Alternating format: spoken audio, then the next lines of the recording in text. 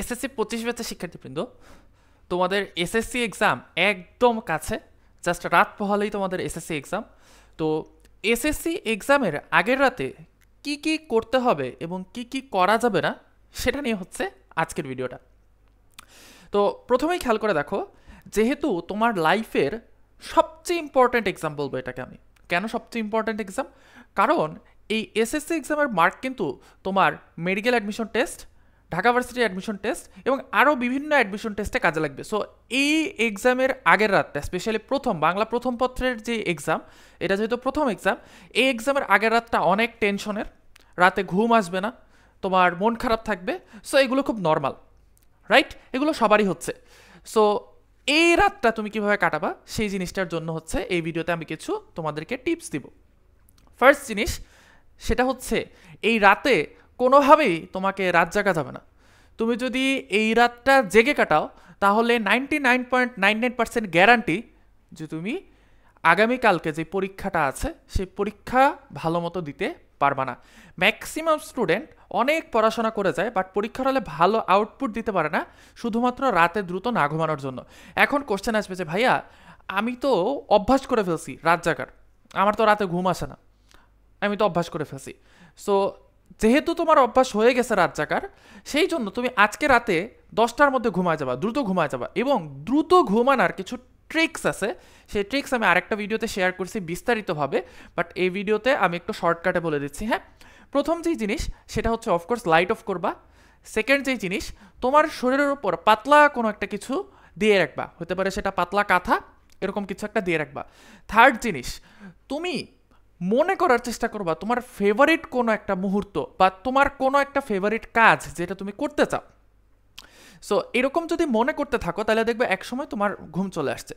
আরেকটা জিনিস সেটা হচ্ছে, আমার সবচেয়ে বেশি ভালো কাজে লাগে সেটা, তোমার পড়ার যেই বই আছে, কালকে যেই পরীক্ষাটা, সেই পরীক্ষার বইটা মাথার কাছে নিয়ে রাখবা।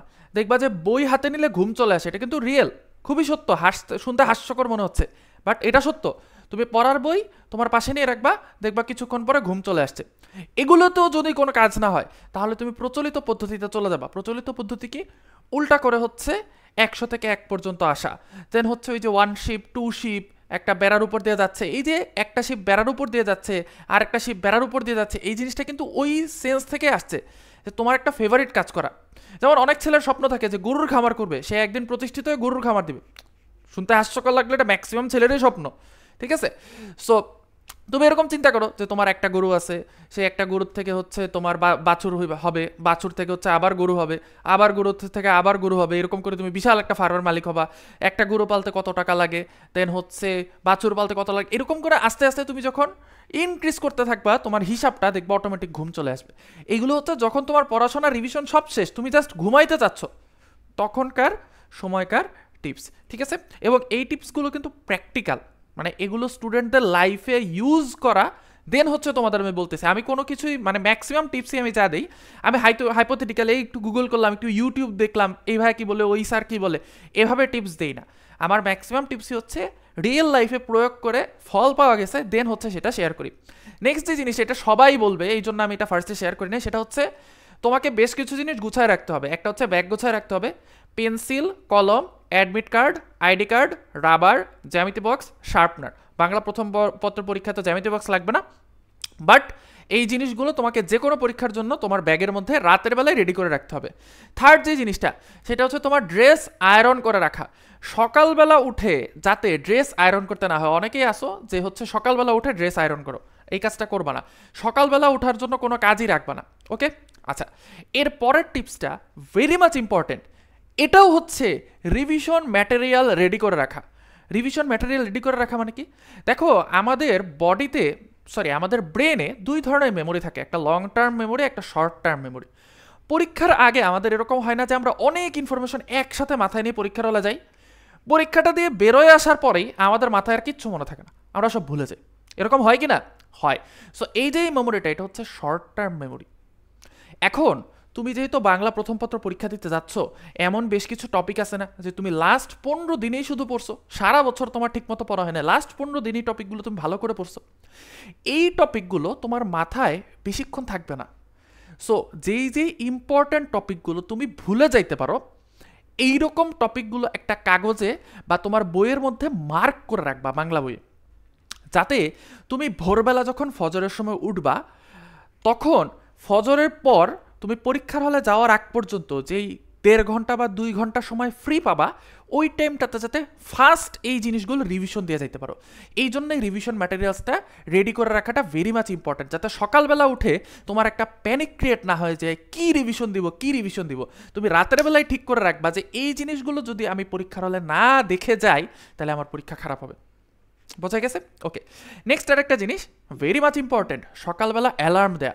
অনেকেই বলতে পারো যে আমি তো বাসায় থাকি, বাবা মা উঠাই দিবে, ভাই বোন উঠাই দিবে। হ্যাঁ, উঠাই দিতে পারে, বাট তাও তুমি নিজের অ্যালার্মটা নিজে দিয়ে রাখবা। হইতেই পারে তোমার বাবা মা অথবা মানে আঙ্কেল আন্টি হয়তো ভুলে গেছেন, হইতেই পারে। আর যারা হোস্টেলে বা হচ্ছে হলে থাকো, তাদের জন্য এটা মাস্ট, সকালে অ্যালার্ম দিবা, এবং অ্যালার্ম একটা দিবা না, অ্যালার্ম দিবা কমপক্ষে 5টা, যাতে ঘুম থেকে তুমি ওঠো। ঠিক আছে? দেখা গেল সকালবেলা তুমি অনেক প্ল্যান ট্যান করে সব কিছু গুছাই টুছাই রাখলা, পরীক্ষা সকাল 10টায়, তুমি পরীক্ষার হলে পৌঁছালে সকাল 11টায়, তাহলে তো লাভ নেই এত প্ল্যান ট্যান করে। ঠিক আছে? ওকে, নেক্সট যে জিনিসটা, এটা আমি বেশ কিছু আগে ভিডিওতেও বলছি, সেটা হচ্ছে যে পরীক্ষার 1 সপ্তাহ আগে কি কি করতে হবে, সেটার মধ্যে একটা ছিল হচ্ছে নর্মাল খাবার খাওয়া। পরীক্ষার আগের রাতে এক্সট্রা অর্ডিনারি কিছু খাবা না, চিকেন ফ্রাই, কাচ্চি, এই টাইপের জিনিসপত্র খাবা না। পেট ঠান্ডা থাকে এরকম খাবার খাবা। পেট ঠান্ডা থাকে এরকম খাবার কি? সবজি, ঝিঙ্গা, চিচিঙ্গা, পটল, কুমড়া, মিষ্টি কুমড়া, পেঁপে, এই জিনিসগুলো হচ্ছে খাবা। আবার অনেকের আছে পেঁপেতে অ্যালার্জি আছে, গ্যাস হয় পেঁপে খেলে, তাহলে তুমি সেটা খাবা না। একদম সিম্পল খাবার, যেটা খেলে তোমার কোনো সমস্যা হয় না। দরকার হলে ভাত, ডাল, ডিম ভাজি। ঠিক আছে? ওকে, আর বাসি খাবার অ্যাভয়েড করার চেষ্টা করবা যারা হলে থাকো বা হোস্টেলে থাকো, কারণ পেট যদি একবার খারাপ হয়ে যায়, তোমার মনে হয় যে আরে ধুর খাইলাম, সারা বছর তো কিছু হয় না, তো দেখবা সারা বছর বাসি খাবার খাইলে কিছু হয় না, পরীক্ষার আগে বাসি খাবার খাইলে পেট খারাপ হয়ে যায়। ঠিক আছে? সো এই জিনিসটা মেনটেন করবা। এরপরে যে জিনিস, অনেকেরই পরীক্ষার আগের রাতে টেনশন হবে, সো তোমরা কি করবা, কফি খাবা, চা খাবা টেনশন কমানোর জন্য। হ্যাঁ, কফি চা টেনশন কমাইতে হেল্প করে, আবার এটা কিছু কিছু ক্ষেত্রে টেনশন বাড়াইতেও হেল্প করে। ওকে, তুমি দেখবা তোমার টেনশন কয়েক ফোল্ড বেড়ে গেছে। তাছাড়া কফি এবং চা খেলে যে জিনিসটা হবে, তোমার রাতে ঘুম হবে না। সো এই দুইটা জিনিস অ্যাভয়েড করার ট্রাই করবা।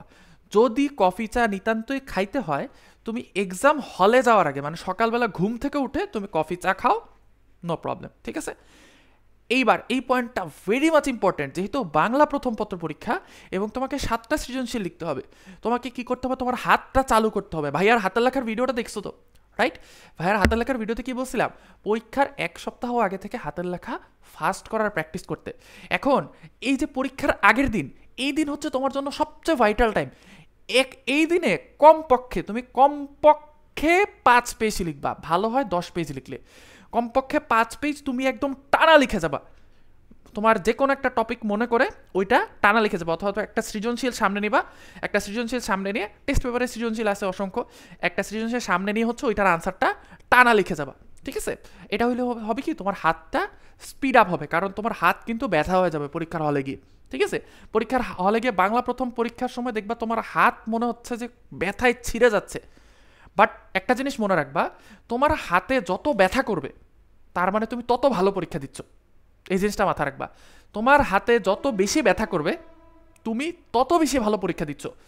এবং একটা সময় দেখবা বাংলা সেকেন্ড পেপার পরীক্ষা দেওয়ার পরে তোমার এটা অভ্যাস হয়ে গেছে, তোমার হাতে আর ব্যথা করতেছে না। ঠিক আছে?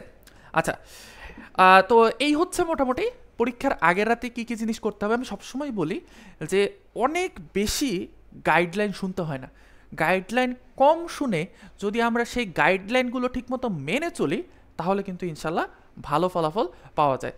তো তোমাদের পরীক্ষার জন্য, এসএসসি পরীক্ষার জন্য শুভকামনা রইল। ইনশাল্লাহ সবার এসএসসি পরীক্ষা ভালো হবে।